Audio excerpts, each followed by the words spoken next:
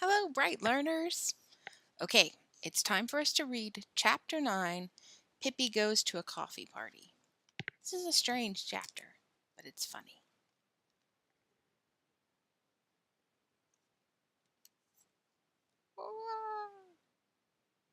Here I am. Okay,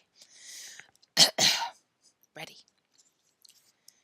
Tommy's and Annika's mother had invited a few ladies to a coffee party, and as she had done plenty of baking, she thought Tommy and Annika might invite Pippi over at the same time.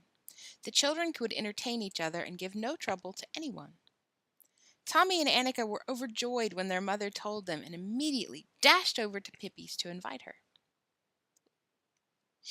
Pippi was in the garden, watering the few flowers still in bloom with an old rusty watering can. As it was raining cats and dogs, that day Tommy told Pippi her watering seemed hardly necessary. "Yes, that's what you say," said Pippi grudgingly, "but I've lain awake all night thinking what fun it was going to be up and watering, and I'm not going to let a little rain stand in my way." Now Annika came forth with the delightful news about the coffee party. "A coffee party? Me?" cried Pippi, and she was so excited that she began to water Tommy instead of the rose bush she intended to sprinkle. "Oh, what will happen? Oh, I'm so nervous. What if I can't behave myself?" "Of course you can," said Annika. "Don't be too certain about that," said Pippi. "You can be sure I'll try, but I have noticed several times that people don't think I know how to behave even when I'm trying as hard as I can. At sea we were never so fussy about things like that. But I promise that I'll take special pains today so you won't have to be ashamed of me." "Good," said Tommy, and he and Annika hurried home again in the rain. "This afternoon at 3 o'clock, don't forget," cried Annika, peeking out from under the umbrella. At 3 o'clock, a very stylish young lady walked up the steps to the Settergrens' house. It was Pippi Longstocking. For this special occasion she had unbraided her pigtails, and her red hair hung like a lion's mane around her. Let's draw a lion's mane hair for Pippi.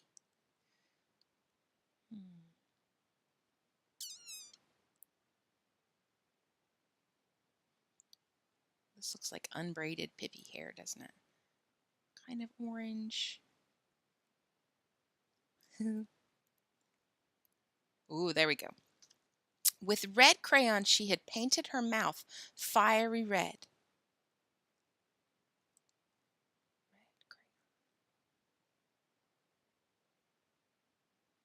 There we go. And she had blackened her eyebrows so that she looked almost dangerous.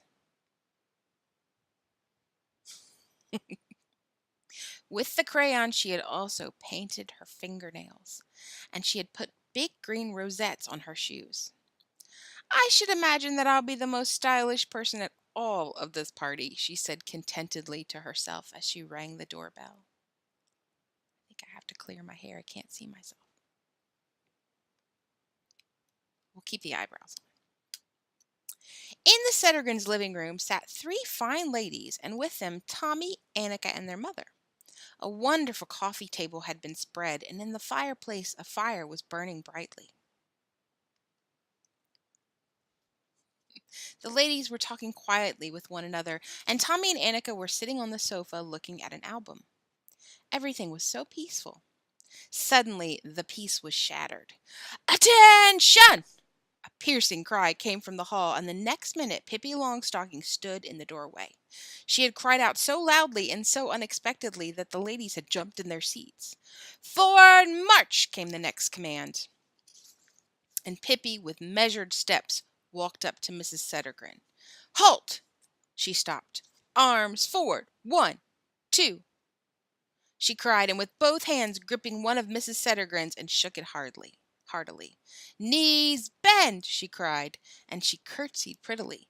Then she smiled at Mrs. Settergren and said in her ordinary voice, "You see, I'm really very shy, so if I didn't give myself some commands, I'd just stand in the hall and not dare come in." Then she rushed up to the other ladies and kissed them on the cheeks. "Charming, charming, upon my honor," said she, for she had once heard a stylish gentleman say that to a lady. Then she sat down on the best chair she could find. Mrs. Settergren had intended the children to have their party up in Tommy and Annika's room, but Pippi stayed calmly in her chair, slapped herself on the knee, and said, looking at the coffee table, "That certainly looks good. Where do we begin?" At that moment, Ella, the maid, came in with a coffee pot, and Mrs. Settergren said, "Please come and have some coffee." "First!" cried Pippi, and she was up by the table in two skips. She heaped as many cakes as she could onto her plate. Blue, chocolate, vanilla. Threw 5 lumps of sugar into a coffee cup, and was back in her chair with her lute even before the ladies had reached the table. Pippi stretched her legs out in front of her and placed the plate of cakes between her toes. Then she merrily dunked the cakes in her coffee cup and stuffed so many in her mouth at once that she couldn't have uttered a word no matter how hard she tried. In the twinkling of an eye, she had finished all the cakes on the plate.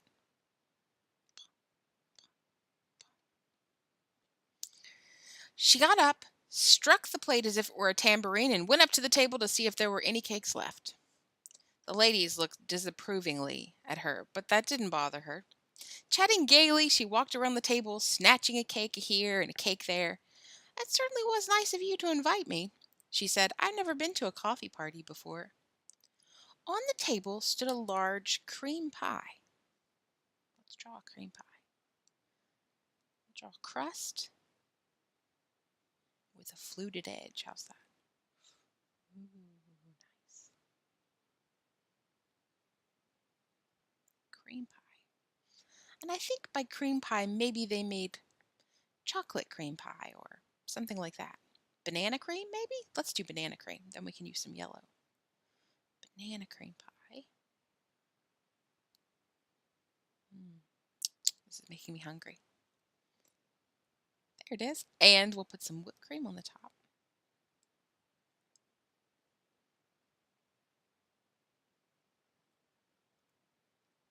And a little red piece of candy.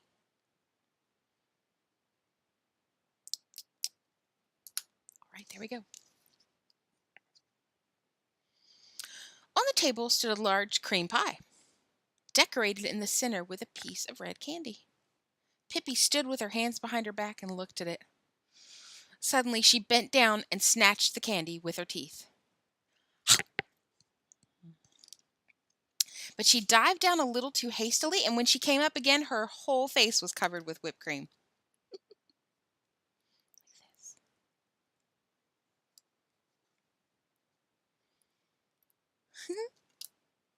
"Goody!" laughed Pippi. "Now we can go play blind man's bluff, for we've certainly got a blind man all made to order. I can't see a thing." She stuck out her tongue. Where am I?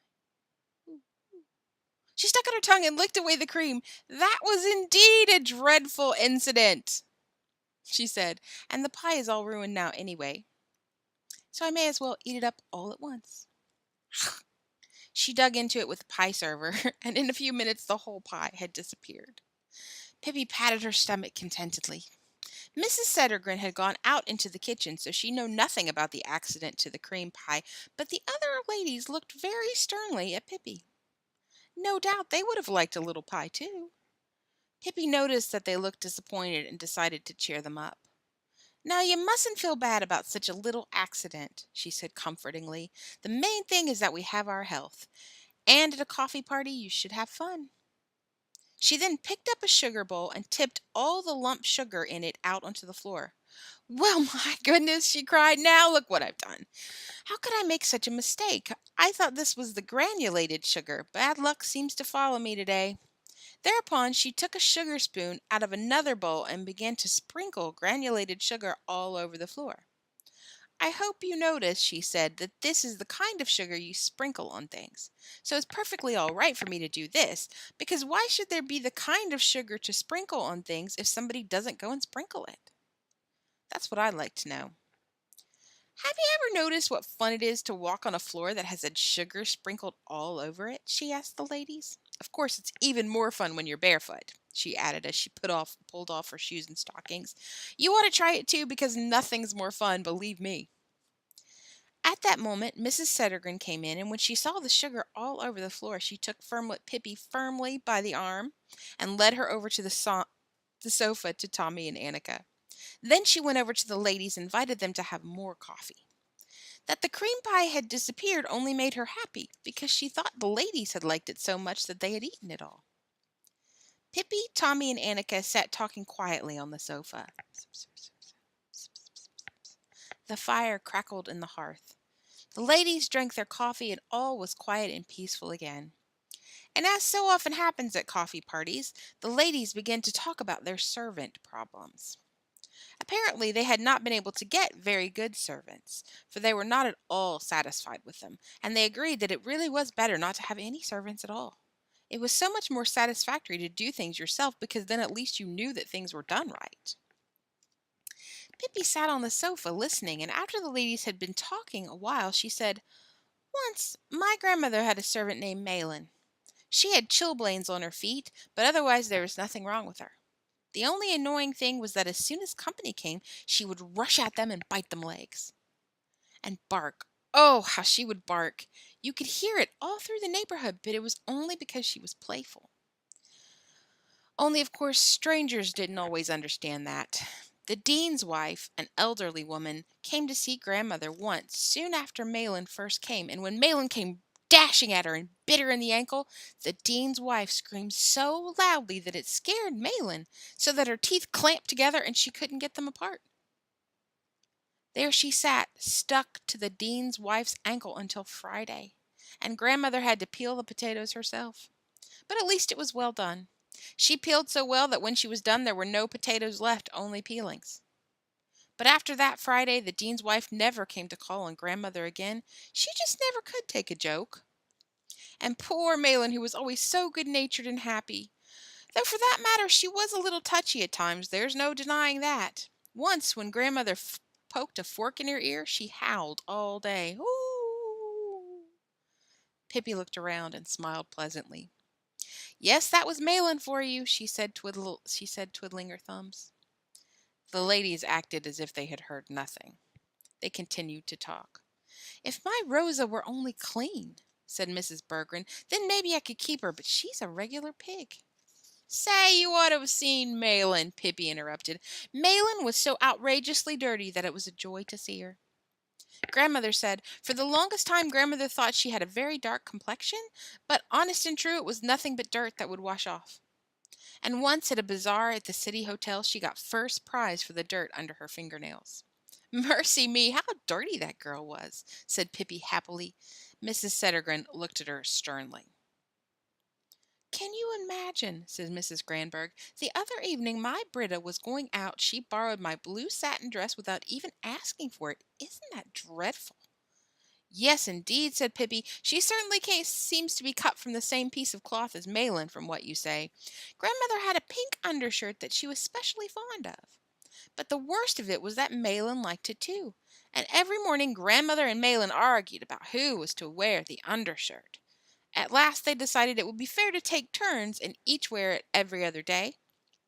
But imagine how tricky Malin could be. Sometimes she'd come running in when it wasn't her turn at all and say, 'No mashed turnip today if I can't wear the pink woolen undershirt.' Well, what was grandmother to do? Mashed turnip was her very favorite dish. There was nothing for it but to give Malin the shirt. As soon as Malin got the shirt, she went out into the kitchen as nice as could be and began to mash turnip so that it splattered all over the walls." There was silence for a little while, and then Mrs. Alexanderson said, "I'm not absolutely certain, but I strongly suspect that my Huldah steals. In fact, I've noticed that things disappear." "Malin," began Pippi, but Mrs. Settergren interrupted her. "Children," she said decidedly, "go up to the nursery immediately."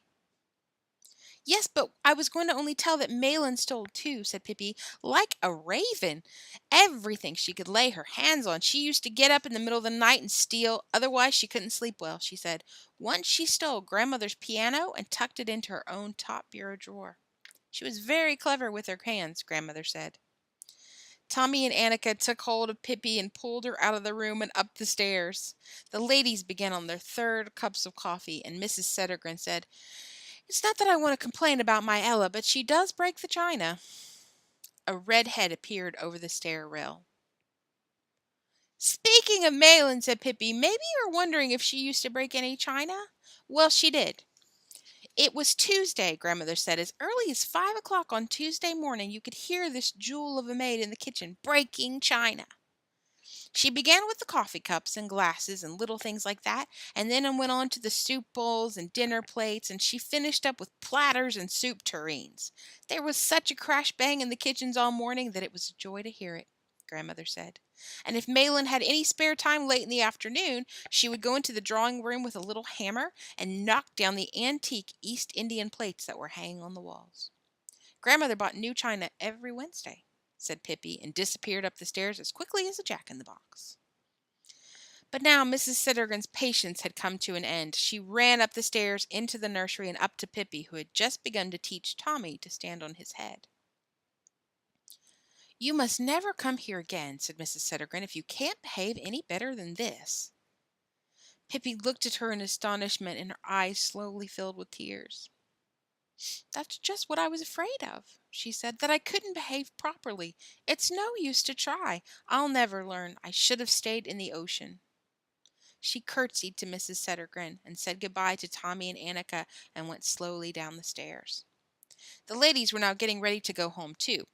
Pippi sat down in the hall near the shelf where rubbers were kept and watched the ladies putting on their hats and coats.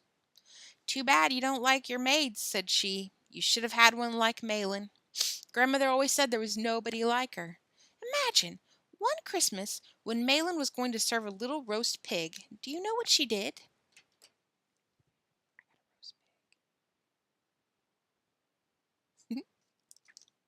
She had read in the cookbook that roast pig must be served with frilled papers in the ears and an apple in the mouth. But poor Malin didn't understand that it was the pig who was supposed to have the apple. You should have seen her when she came in on Christmas Eve with her best apron on and a big Gravenstein maple in her mouth. "Oh, Malin, you're crazy," Grandmother said to her, and Malin couldn't say a word in her own defense. She could only wiggle her ears until the frilled paper rustled.